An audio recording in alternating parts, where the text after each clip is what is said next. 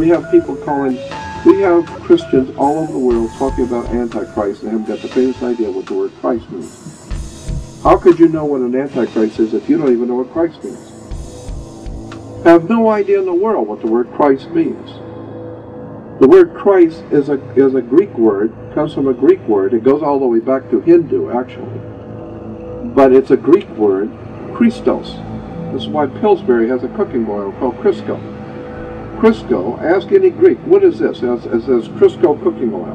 What does Crisco mean in your language as a Greek? It means Christ. Oh, so Christ is Christos, which means oil. Therefore, Jesus the Christ is Jesus the Christos, or Jesus the oil.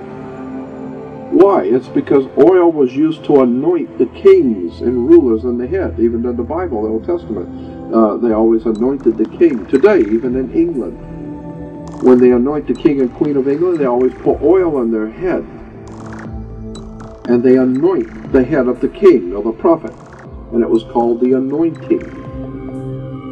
And how do you anoint kings? Well, you anoint them with holy oil. Christos, Christ. And so, therefore, Jesus, we're told, was anointed by God, so he would be Jesus, the Christ, the Christos. So it means something. The word means something.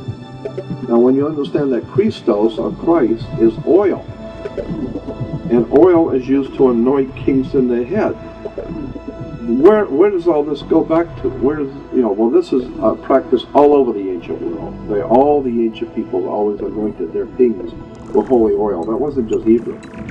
Babylonians did it. Assyrians did it. Phoenician Canaanites did it. Assyrians did it. Egyptians did it. There are pictures of them pouring holy oil on Horus and holy oil on their gods and their foreheads. So it was an anointing. But what's interesting is, what are you talking about anointing? What did that word anointing mean? Well, that's when it gets interesting.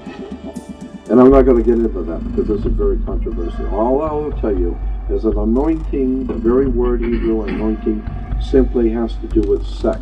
It had to do with the phallic worship, sex worship. And in the ancient world, they always poured oil on the phallic before sex.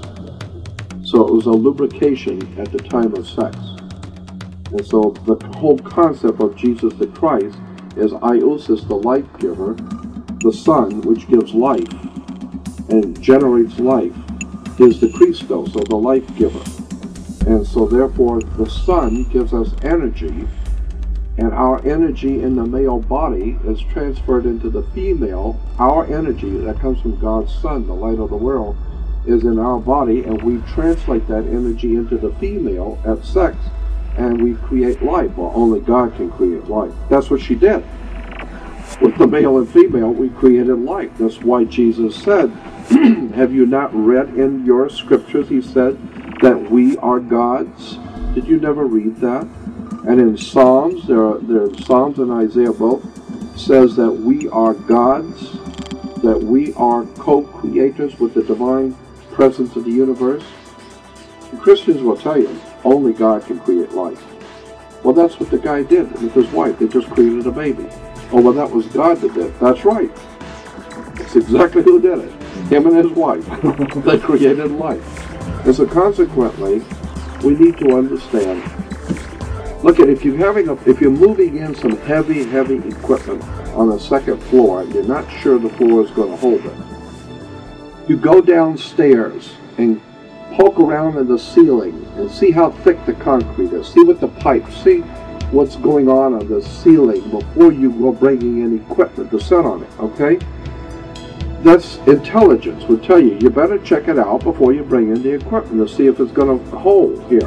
And if it doesn't hold, what's it going to hurt? There'll be pipes, electrical stuff here, so you better go down and check it out underneath to see what you're going to do before you do it. So now you're standing under the thing you're looking at.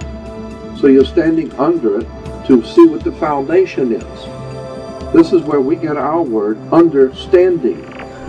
So unless you stand under this stuff and see the foundations, you're never going to know what you're looking at. If you just walk into the movie and sit down, no, you came in at the last minute. You should have seen this thing all the way back from the Phoenician Canaanite period.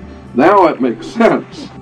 Now we're talking about sex and drugs and rock and roll and mushrooms. Thank you, and goodbye, and good luck.